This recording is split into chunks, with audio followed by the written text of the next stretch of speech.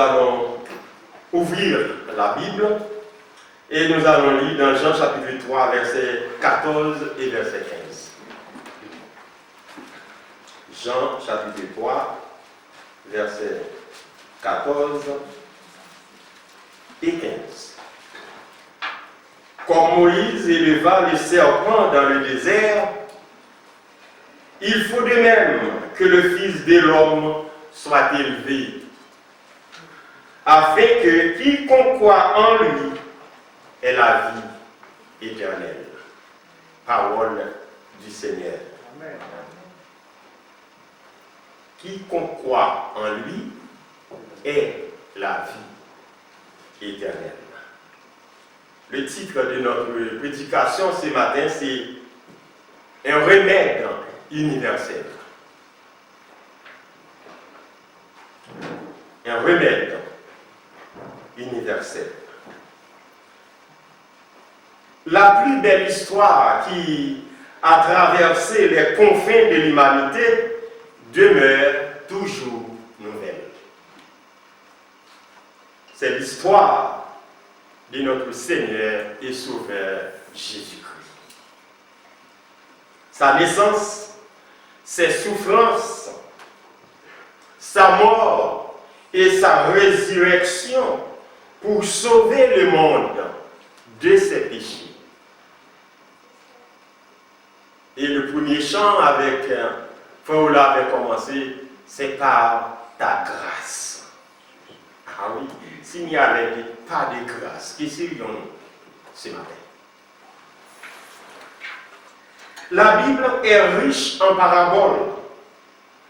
Elle emploie très souvent des types, des symboles, des métaphores pour illustrer des vérités lointaines.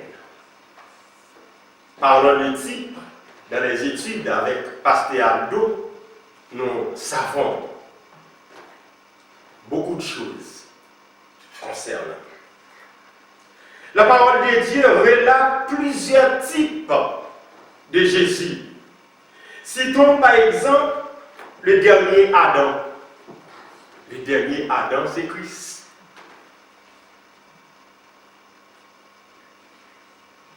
Le sang d'Abel est comparé à celui de Christ. Isaac, fils unique d'Abraham, offert en sacrifice, comme Jésus. Les rochers frappés à Horeb. Ce rocher, c'est Christ même. Il est le rocher des siècles. Joseph vendu par ses frères, c'est Jésus. Le serpent d'airain qui fait l'objet de notre prédication ce matin était une image de Jésus-Christ élevé sur la croix. Voilà pourquoi cette croix ici, c'était morceau de bois. Mais quand nous nous tournons vers, ça nous dit quelque chose. Ça nous rappelle quelque chose. Sans cette croix, nous ne serions pas ici, présents, pour louer et pour glorifier notre Dieu. Dans toutes les actions, il y a toujours des comment et des pourquoi. Les enfants d'Israël était le peuple choisi de Dieu. Mais c'était un peuple rebelle, à coups raides. Un peuple qui n'obéissait pas à la parole de Dieu. Ils ont passé 430 ans d'esclavage en Égypte sous la férule de Pharaon. Et l'Éternel a envoyé Moïse comme libérateur pour les libérer. Dans Exode chapitre 7, Exode chapitre 3, dans le verset 7, Nous lisons Exode chapitre 3, verset 7. L'Éternel dit à Moïse, j'ai vu la souffrance de mon peuple qui est en Égypte, et j'ai entendu les cris que lui font pousser ses oppresseurs, car je connais ses douleurs. Je suis descendu pour les délivrer de la main des Égyptiens. Quand l'Éternel entend, quand l'Éternel écoute les prières, il exauce. Et il est toujours arrivé à temps. Je ne sais pas depuis quand votre requête est dans l'air. Je ne sais pas depuis quand vous êtes sur les genoux. Mais il faut savoir une chose. L'Éternel, il écoute, il entend et il voit. Et il vous exaucera. Mais c'est selon sa volonté.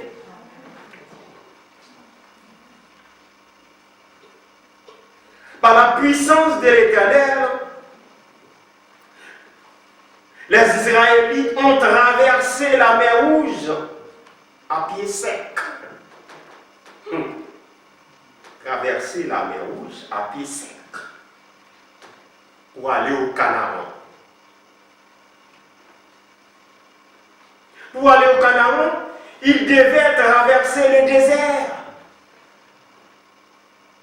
Quand on dit désert, il n'y a pas d'eau, il n'y a pas de nourriture, il n'y a pas d'arbres fruitiers, il n'y a rien, c'est un désert.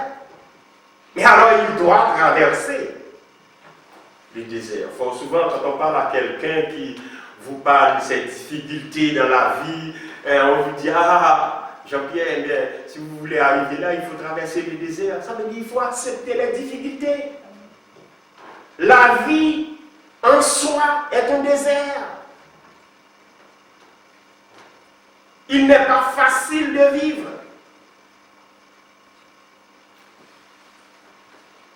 Mais le peuple, dans leur ingratitude, ils ont oublié ce que l'Éternel avait fait pour leur délivrance des mains de fer des Égyptiens. Quand vous êtes esclave, vous n'avez aucun droit. Et ils se sont mis à murmurer contre Moïse, malgré la patience de Moïse. La Bible reconnaît que Moïse est un homme patient qu'aucun homme sur la terre. Et murmurer contre Moïse et murmurer aussi contre Dieu. Puisque c'est Dieu qui a choisi. Dans Exode chapitre 16, verset 3,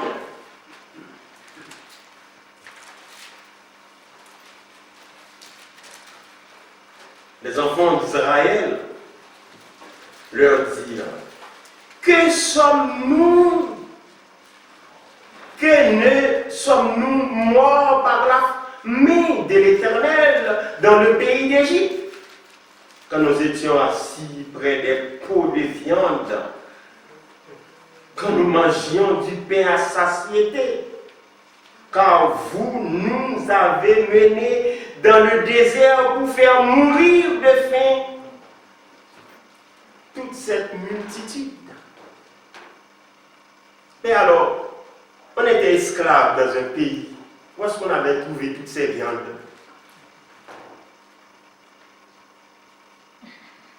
Le peuple a oublié comment il était, dans quelle situation il vivait. C'est l'ingratitude. L'ingratitude de moi, l'ingratitude de chacun de vous. Nous oublions souvent ce que Dieu a fait pour nous, d'où nous étions, pour être ici, pour le glorifier.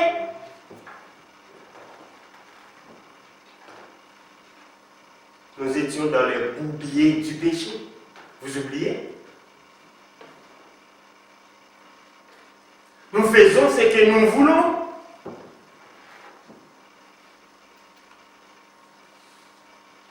Alors, Dieu, dans sa fidélité, il n'abandonne jamais ses enfants. Est-ce que nous sommes comme Dieu. Il n'abandonne jamais ses enfants. Pendant 40 ans dans le désert, l'Éternel prend soin de son peuple, comme il prend soin de nous. Il leur donna à manger de la manne. Ce n'est pas n'importe quelle manne, parce que la Bible dit que ces mannes ont du goût de miel. Il leur donne de l'eau à boire pour étancher, apaiser la soif. Parce que dans le désert, il n'y avait pas d'eau.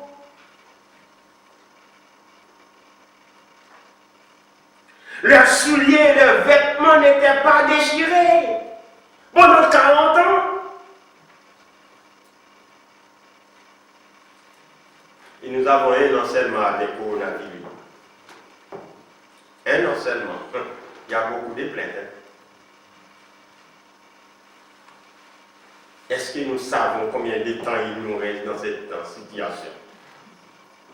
Ça veut dire, si vous commencez à vous plaindre aujourd'hui, c'est une éternité. Frères et sœurs bien-aimés, murmurer contre la volonté de Dieu entraîne des conséquences néfastes dans nos vies en tant que croyants.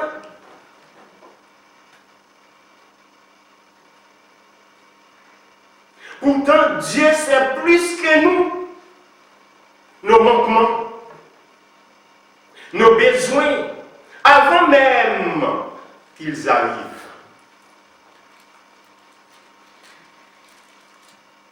Alors, évitons de parler mal contre Dieu. Évitons de parler mal quand nos projets ne sont pas réalisés comme nous avons attendu. Parce que Dieu a tout fait pour un but. Tout à l'heure, Roland l'avait répété, toute chose concourt au bien de ceux qui aiment Dieu, toute chose là-dedans, il y a l'échec et le succès. Ça veut dire, comme David, je bénirai l'Éternel en tout temps, et sa louange sera toujours dans ma bouche. Mais la vie n'était pas aussi heureuse pour David.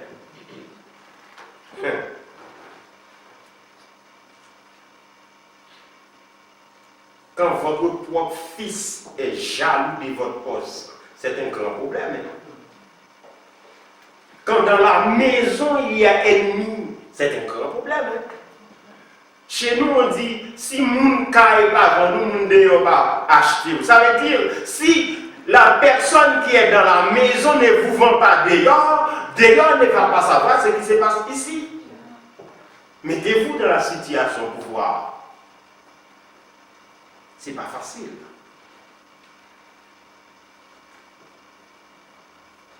Évitez de parler mal contre les serviteurs et les servantes de Dieu. Si vous savez quelque chose de Jean-Pierre, viens auprès de Jean-Pierre pour lui dire ceci, cela. Ne restez pas derrière la barrière, derrière la porte, derrière les murs pour chuchoter avec les autres contre lui.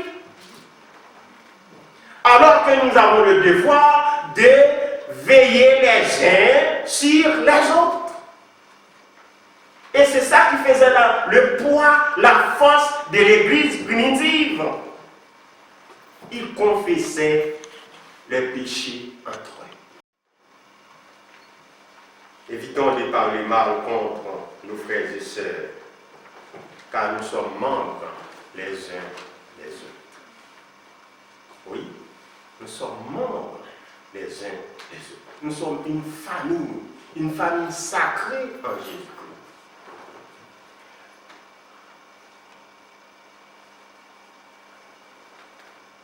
Au murmure des enfants d'Israël, l'Éternel était en proie à la colère. Eh oui, l'Éternel ne tolère pas ce type de comportement. Et qu'est-ce qu'il a fait? Il a envoyé des serpents venimeux contre les enfants d'Israël. Beaucoup étaient morts. Ah oui.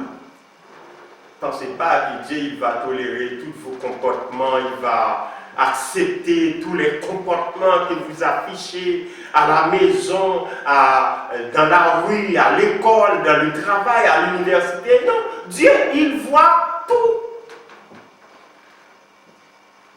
Et si vous n'êtes pas cloué au sol, déjà, ce n'est pas sa grâce. Pas sa grâce seule.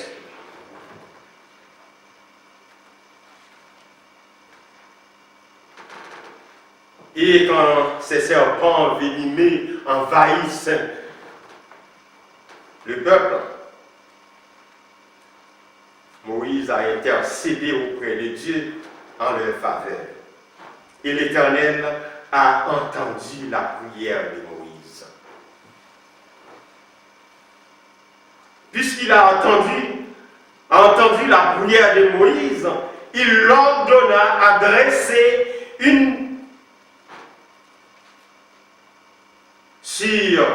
il l'ordonna à dresser un serpent d'airain sur une pêche. Et ce serpent brûlant était dressé. Tous ceux qui étaient mordus et regardaient avec un regard de foi vers le serpent d'airain étaient guéris.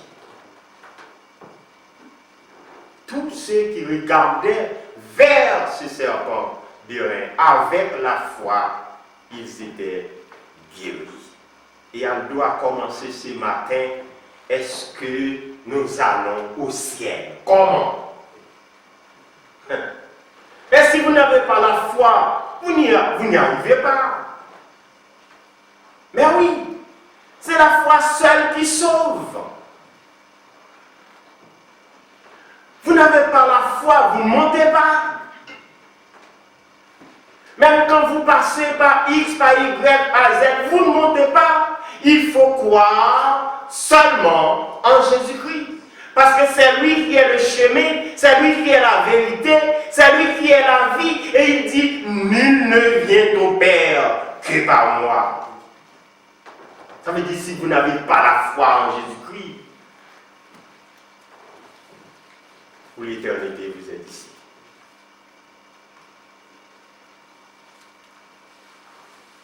Dans Nombre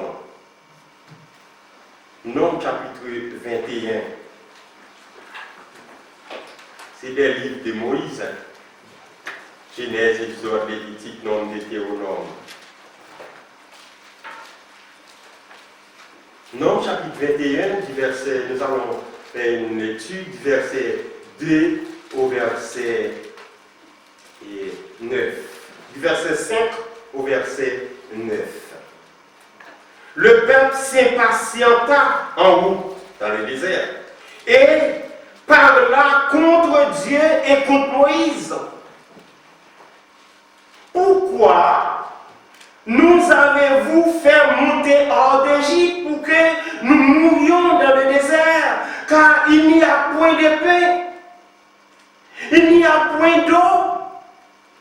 Et notre âme est dégoûtée de cette misérable nourriture. La manne. Alors l'Éternel envoya contre le peuple des serpents brûlants. Ils mordirent le peuple et il mourut beaucoup de gens en Israël. Verset 7. Le peuple vint à Moïse et dit, nous avons péché, car nous avons parlé contre l'Éternel et contre toi. Prie l'Éternel afin qu'il éloigne de nous ces serpents. Moïse pria pour le peuple. L'Éternel dit à Moïse, fais-toi un serpent brûlant et place-le sur une pêche. Quiconque aura été mordu et regarda conservera la vie. Moïse fit un serpent d'airain et le plaça sur une perche. Et quiconque avait été mordu par un serpent et regardait le serpent d'airain, il conservait la vie. C'est une belle histoire. Une histoire qui retourne vers nous, qui nous permet de nous auto-questionner comment je vis, comment je parle contre Dieu, comment je parle contre mes frères, comment je parle contre les serviteurs de Dieu, comment je parle contre les servantes de Dieu. Attention pour ne pas être victime des serpents venimeux. Cette image était une préfiguration de Christ, crucifié et ressuscité, source de salut pour tous ceux qui croient en lui. Oui. Si Jésus n'était pas mort, il n'y aurait pas de salut. Dans Romains chapitre 10, verset 9,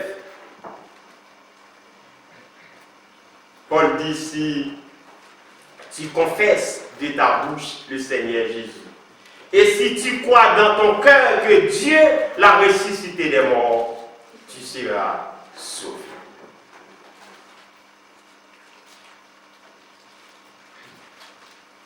Le péché est une pandémie cancéreuse qui gangrène le monde. Mes frères et sœurs, le péché. Dieu, dans sa sainteté, ne peut pas tolérer le péché.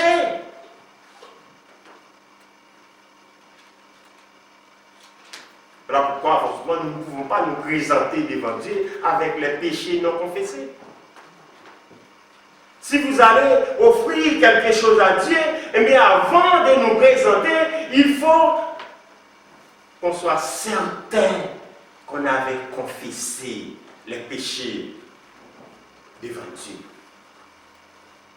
Parce qu'il n'est pas attentif à celui qui lui parle avec les péchés non confessés.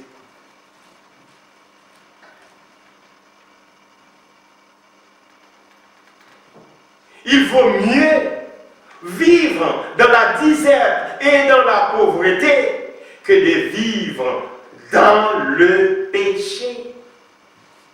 Il vaut mieux être pauvre. Et la majorité d'entre nous sommes pauvres. Nous sommes pauvres. Est-ce que vous êtes riches? En Christ, merci à vous. En Christ, nous sommes riches, mais économiquement, nous sommes pauvres. Qui de nous n'a pas connu la situation à découverte? Nous sommes pauvres. Mais je vous dis, il vaut mieux vivre dans la pauvreté que de vivre dans le péché. Si vous vivez dans le péché, c'est mort. Comme disent les jeunes ici, c'est mort. Il n'y a pas de place pour vous. Vous n'avez aucune garantie. Parce que Dieu, il est en horreur contre le péché.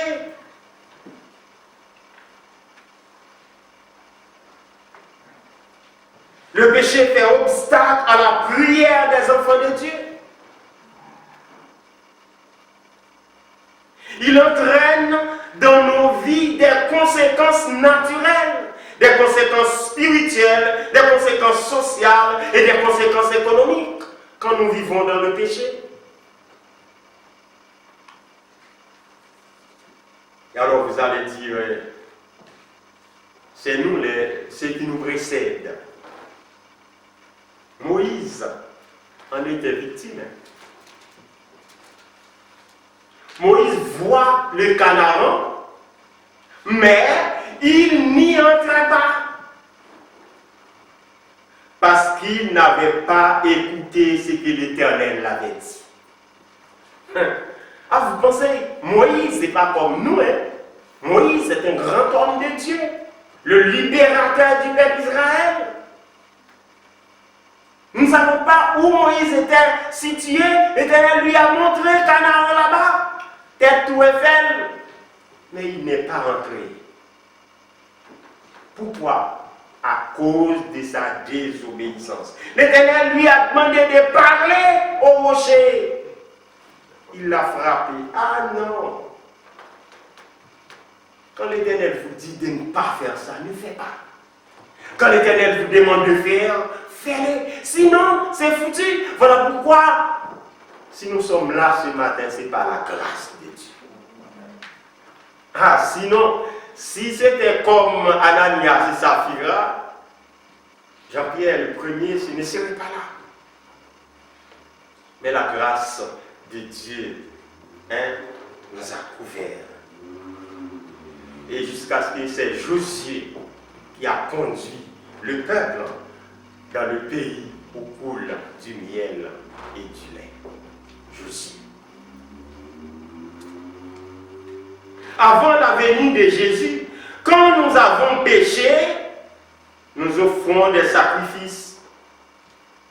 Un taureau, un bouc, une chèvre pour couvrir les péchés.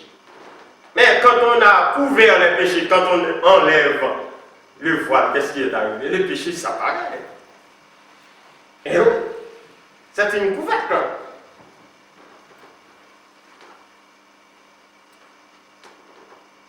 Et le sacrifice de Jésus à la croix a expié tous nos péchés une fois pour toutes. Et une fois pour toutes. Dans Hébreux, chapitre 9,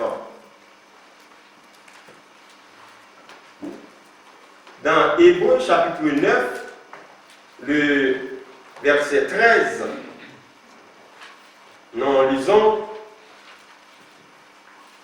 si le sang des taureaux et des boucs et la cendre du vache répandue sur ceux qui ont souillé sanctifie et procure la pureté de la chair, eh bien, combien à plus forte raison le sang de Christ peut nous laver et nous purifier de tout péché.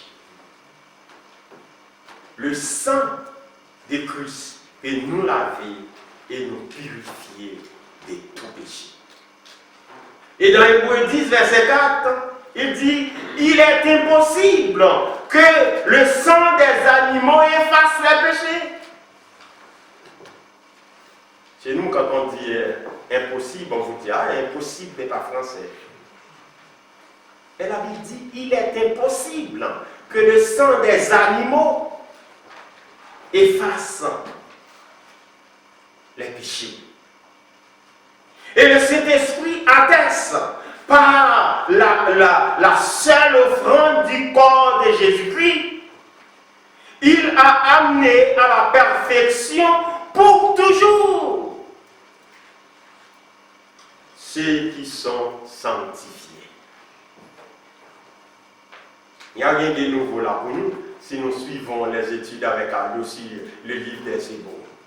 Le Saint-Esprit atteste que ce sacrifice seul est suffit pour nous sanctifier pour toujours. Parce que malheureux que nous sommes, où est-ce que nous allons trouver des bœufs, des cabris, des chèvres pour donner chaque fois que nous péchons, pour que nous ayons quelque chose pour couvrir le péché.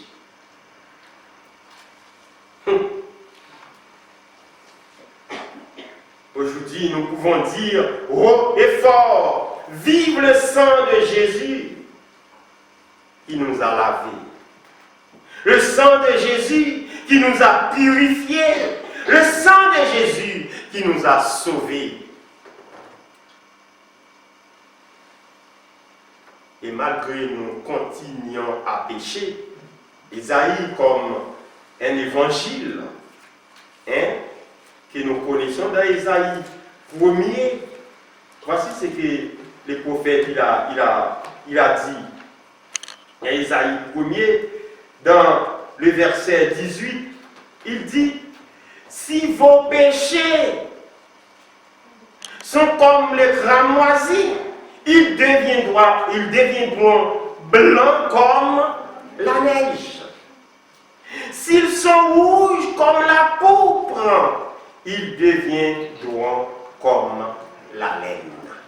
De Jésus qui puisse le faire. Rien d'autre. Vous pouvez avoir une tache dans votre chemise blanche ou bien votre robe blanche. Vous cherchez à coller à travers tout le wax, quel que soit le produit, vous mettez. C'est faux. C'est que vous voyez à la télé, on met le produit et puis la couleur devient. C'est faux. Mais quand le sang de Jésus vous lave, vous êtes net, propre. Parce que c'est seulement le sang de Jésus qui puisse laver et purifier de tout péché. Rien d'autre. Alors pour toutes ces raisons, Jésus, il est le remède universel dont le monde a besoin pour le guérir. Oui, Jésus est le remède. Parce que où Jésus est, il y a toujours la paix, il y a toujours la joie, il y a toujours la satisfaction.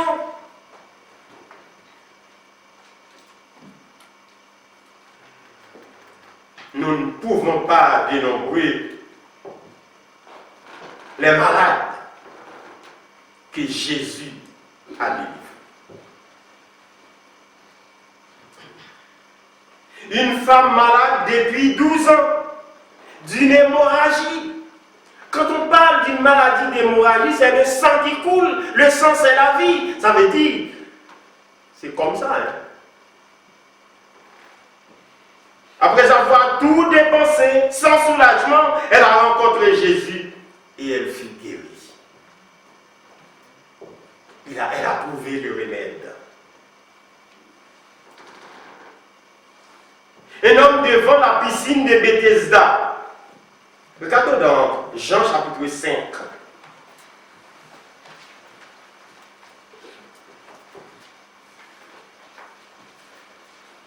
Jean chapitre 5, verset 2.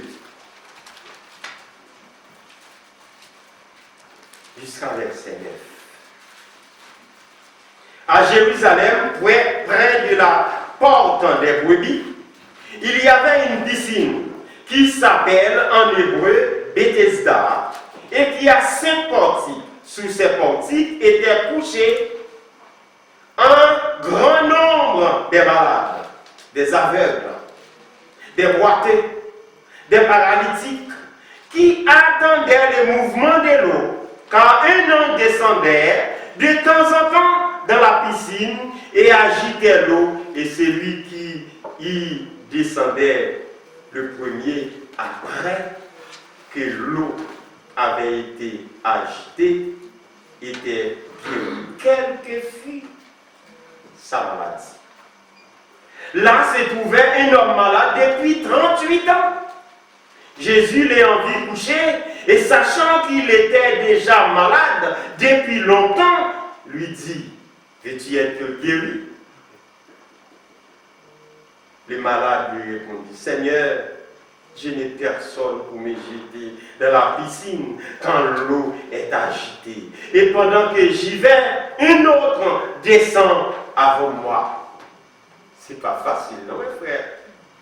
C'est une vie, chacun pour soi, Dieu pour tous. Bon, je suis malade, vous êtes malade, je suis là, je vais me jeter avant. Hein?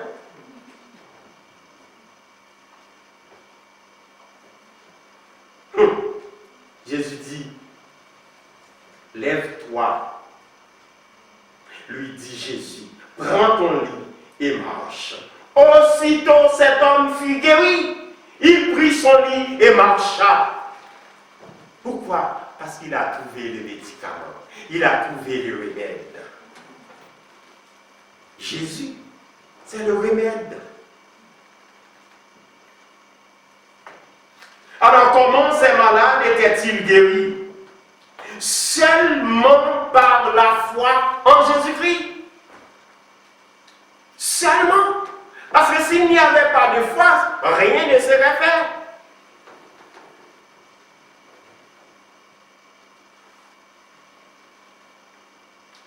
C'est par la grâce que vous êtes sauvés par le moyen de la foi. La foi seule sauve. La foi en Jésus-Christ.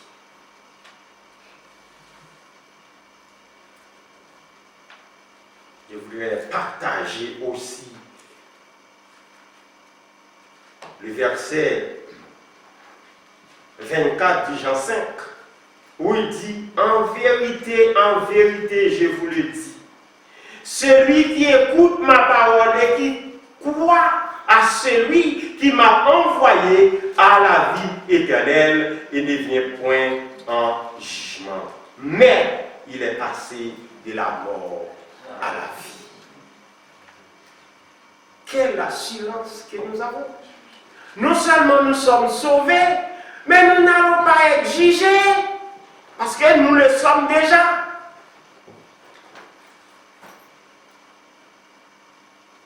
Il n'y a pas de condamnation pour ceux qui sont en Jésus. Et pourtant, ces malades qui étaient guéris seulement par la foi, dans Jean 3, 36, il dit, ceux qui acceptent Jésus, ils ont la vie éternelle, mais ceux qui n'acceptent pas, non seulement ils n'ont pas la vie, mais la colère de Dieu demeure.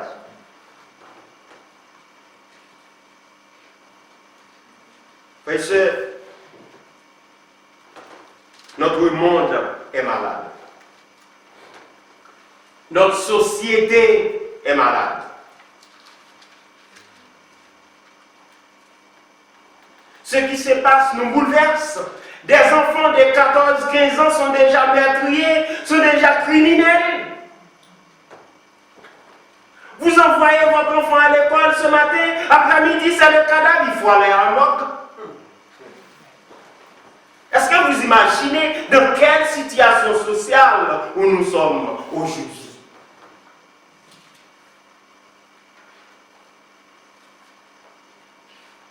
Vous imaginez aussi un président est condamné pour corruption. Il a où le modèle? Voilà pourquoi c'est seulement Jésus-Christ qui est notre modèle. Personne d'autre. Personne.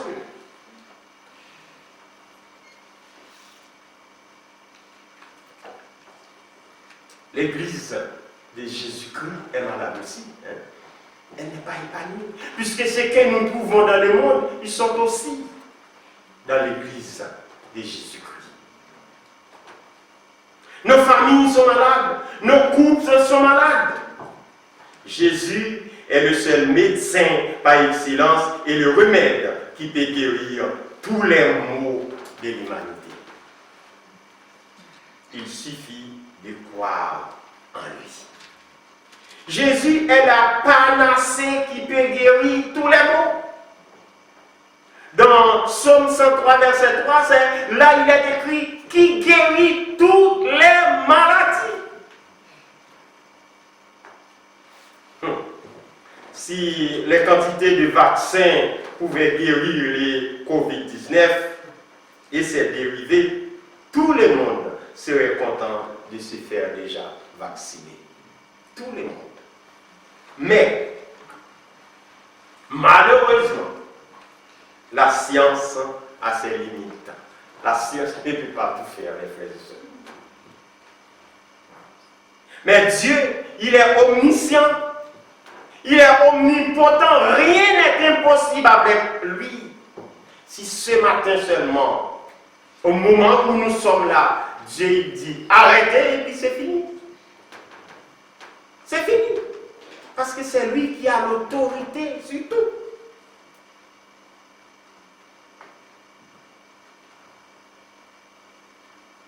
Si vous voulez être guéri de vos péchés, si vous voulez être guéri de vos maladies, si vous voulez être guéri de vos méchancetés, regardez vers Jésus et acceptez sa grâce et vous aurez la vie éternelle. Et pourquoi toutes ces choses? Pourquoi Dieu a-t-il donné son Fils? C'est tout simplement parce qu'il nous aime. Tout a été fait par amour. Car Dieu a tant aimé le monde, il a donné son Fils unique, afin que quiconque croit en lui ne périsse point, mais qu'il ait la vie éternelle. Et notre assurance, c'est que rien ne peut nous séparer de cet amour de Dieu. Que Dieu déverse sur nous sa grâce, ses bénédictions, sa paix, et qu'il nous garde, et qu'il nous bénisse.